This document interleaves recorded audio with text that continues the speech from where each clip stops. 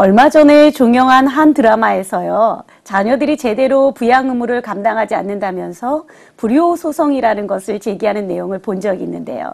요즘 이런 불효 소송이 현실에서도 점점 늘고 있을까요? 네, 자주 상담 의뢰가 오고 있는데요.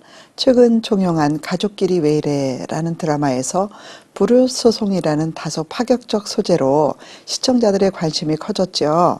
하지만 법률적 용어로 불효소송이라는 말은 없습니다. 아, 그렇군요. 엄격히 따지면 이는 조건부 증여에 있어서 조건을 성취하지 못하였기에 반환 청구 소송을 하는 것인데요. 네. 하지만 그 조건이라는 것이 부모님을 모시고 기본적인 부양을 하는 것이었기에 이처럼 불효소송이라는 말을 붙였던 것 같습니다. 네.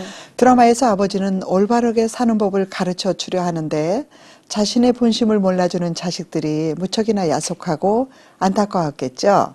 그렇다고 다 장성한 자녀들에게 매를 들 수도 없고 네. 고민 끝에 자식들에게 따끈한 훈계와 가르침으로 사랑을 표현하게 된 거죠. 이처럼 자녀에게 사랑을 표현하는 방법에는 여러 가지가 있을 수 있습니다. 자신이 사랑하는 여자의 마음을 사로잡기 위해 어머니의 심장을 꺼내 들고 뛰어가는 자식에게 넘어져 다칠 수 있으니 천천히 뛰어가 라는 탈무드의 어머니처럼 모든 것을 자식들을 위해 내어줄 수 있는 것도 부모의 사랑이고, 때로는 잘못된 길로 가는 자녀를 가르치기 위해 회초리를 드는 것도 부모의 사랑이라고 보여집니다. 네. 잠언 13장 24절에서 초달을 참아 못하는 자는 그 자식을 미워함이라, 자식을 사랑하는 자는 근실이 징계하느니라 라는 말씀을 한번 생각해 보고 싶습니다. 네.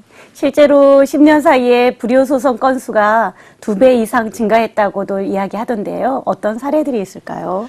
네. 정말 처음에 이 사례가 나왔을 때 모두가 당혹스러웠죠.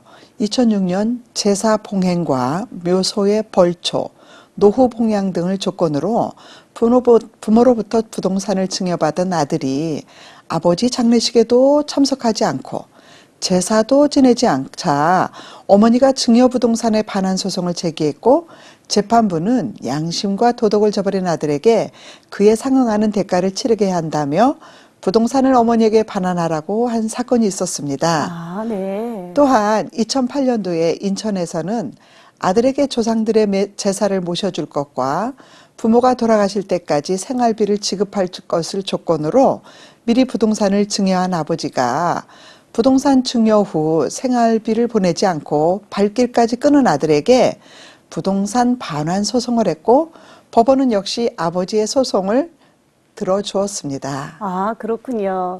그래서 그런지 요즘 자녀들에게 재산을 물려줄 때 효도 계약서를 써야 된다, 이런 말이 있을 정도라고 하더라고요.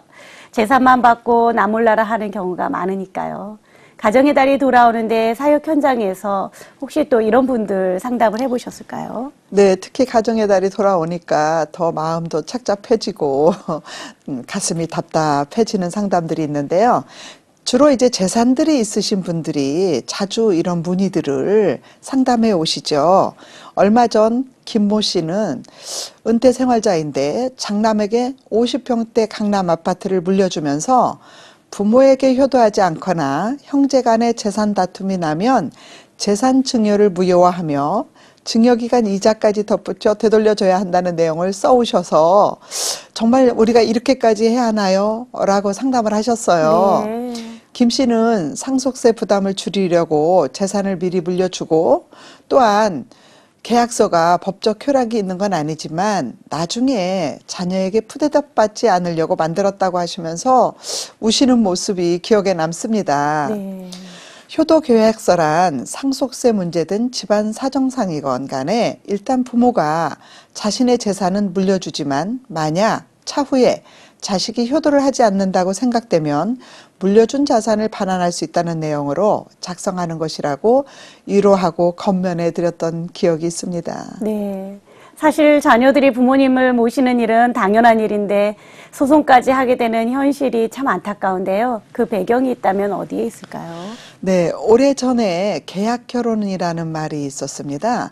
한국인의 정서로는 받아들이기 힘든 말이지만 부부가 결혼하기 전에 만약의 경우를 대비해서 혼전 계약서를 만들어 사인하고 결혼하는 것으로 헐리우드 최고의 커플 브래드 피트와 안젤리나 졸리가 이 결혼 계약서를 발표했죠. 네. 요즘 평균 수명은 늘어나고 자식들은 늙어 부모를 버리는 세상에 재산까지 내어준다면 효도받을 수 없다는 게 현실인데, 젊어서 남편을 여운 어느 권사님은 아들을 어렵게 공부시켜 서울대까지 보냈습니다.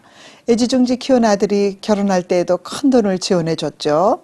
그런데 문제는 아들 사업이 기울면서 시작됐어요. 아들이 자꾸 와서 하소연을 하니까 전 재산 10억을 아들에게 줘버렸단 말이죠. 그런데 그때부터 아들의 태도가 바뀌는 거예요. 어머니를 찾아오지도 않고 생활비도 보내지 않고, 하도 억울해서 이 권사님이 아들 상대로 재산을 다시 돌려달라는 소송을 하고 있습니다. 그러나 무상증여한 재산을 돌려받기는 어려워요. 세상 법은 자식에게 효도받고 싶다면 재산을 죽기 전까지 주면 안 된다며 씁쓸한 방법을 제시하죠. 그러나 하나님의 법은 누구든지 자기 친족, 특히 자기 가족을 돌아보지 아니하면 믿음을 배반한 자요 불신자보다 더 악한 자니라라고 디모데전서 5장 8절에서 말씀했습니다. 우리 믿는 자들이 믿음의 명문 가정을 만들어야 하는 이유를 깊이 생각해 봐야 될 문제가 아닐까 합니다.